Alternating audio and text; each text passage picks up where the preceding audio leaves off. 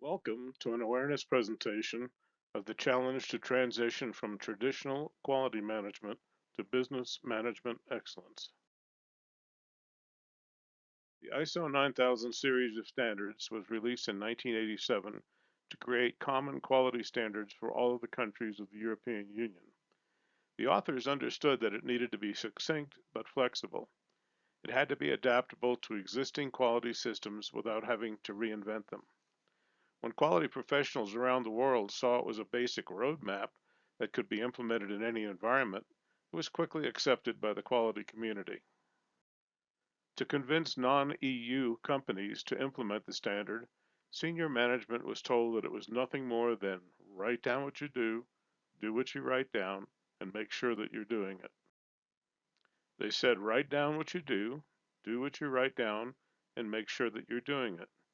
Unfortunately, it was a requirements document with 20 clauses written by quality professionals for quality professionals. Early adopters were typically manufacturing companies that sold to the EU. They quickly found out that implementation was a costly overhead expense that required fitting their processes into 20 clauses.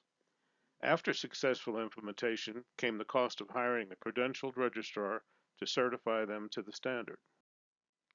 Then there was the cost associated with the mandatory revisions.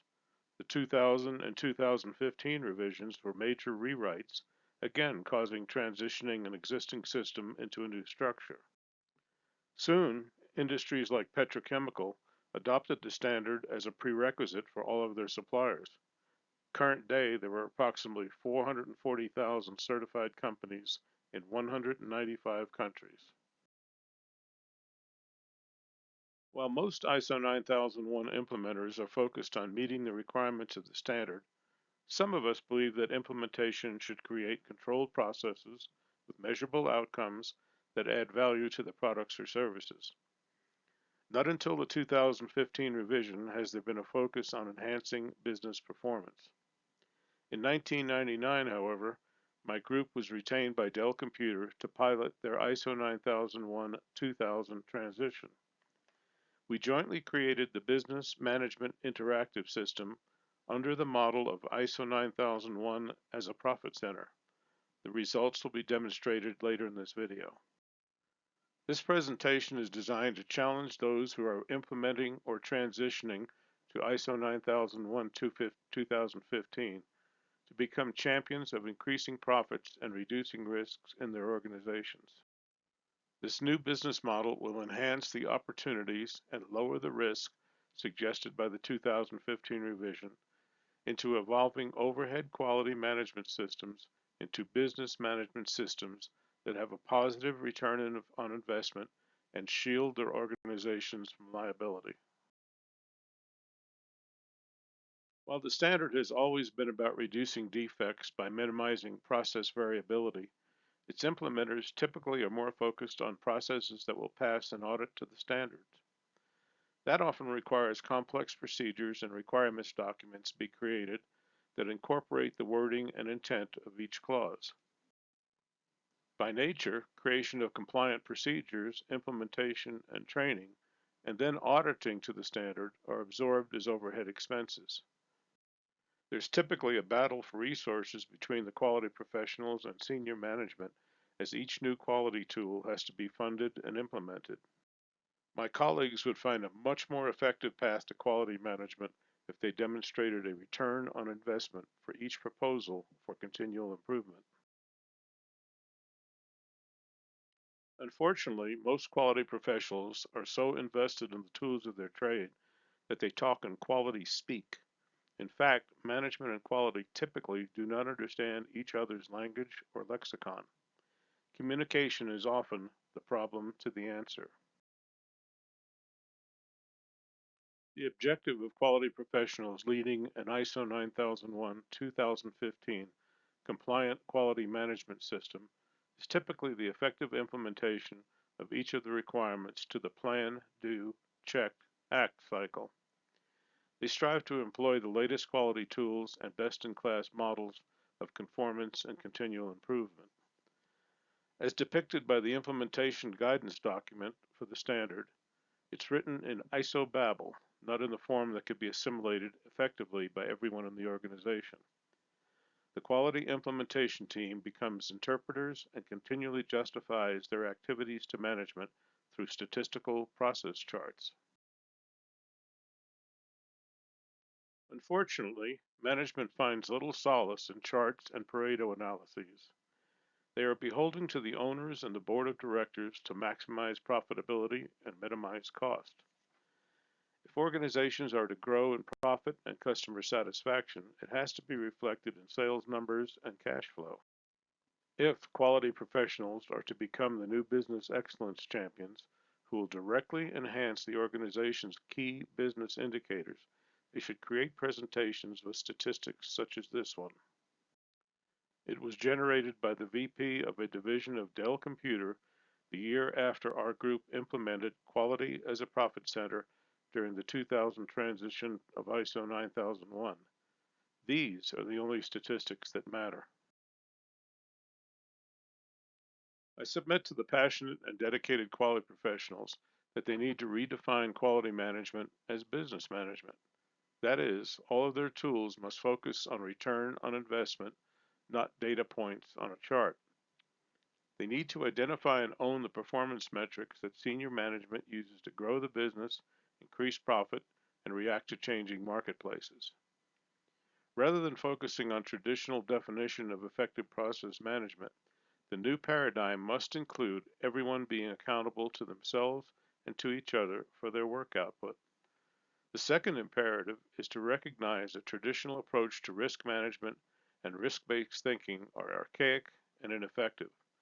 They must be replaced with a culture of risk avoidance, not management. So, what is the cultural shift that must be embraced by the leaders of the quality renaissance? First, every requirement, whether it be a clause of ISO 9001, a process step, or a quality tool, must be proven to have a return on investment. Next, traditional quality objectives need to be replaced by a robust vision, mission, and set of values that are the essence of how management wants their company run. The key stakeholders must create the mandates and live them every day. They must be infused into the activities of everyone in the organization. Personal and group accountability must become the foundation of the business management system. Aside from being accountable to management, they also must be accountable to each other and the customer. When I became an expert witness in products liability and organizational negligence, I was exposed to unthinkable tragedies and deaths caused by defective products. Those experiences taught me that the traditional tenets of quality management were fundamentally flawed. In the dozens of cases I have worked, each and every failure was foreseeable and avoidable. We must change our value systems to identify and eliminate foreseeable risk. If your organization sees customers as opportunities for problems, there needs to be a fundamental change in customer experience.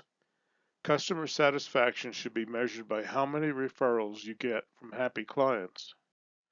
Unfortunately, the last two can only be achieved through fundamental cultural shifts. They may not fit in your organization or may be impossible to implement. Still, those who are to be brand leaders will learn to become leaders who model excellence instead of managers wielding power. Finally, the most successful organizations will create compensation systems that are based on meeting agreed upon objectives. There should also be rewards for raising the bar on performance. There must, however, be consequences for not meeting objectives. The new model requires quality professionals to become business and risk professionals. By revisiting the objectives and definition of the requirements of ISO 9000, it's possible to implement quality as a profit center instead as an overhead expense. By learning the practice of risk avoidance, you can begin the journey to ensuring no customer ever receives a defective product or service. You'll notice legal terminology in the risk avoidance column of the table, like standard of care and due diligence. In becoming a risk avoidance expert, you may add value to your worth to the company by becoming an internal expert in products liability and organizational negligence. This call to action is formidable. It reminds me of the challenge President Kennedy made in 1962 to land men on the moon by 1970.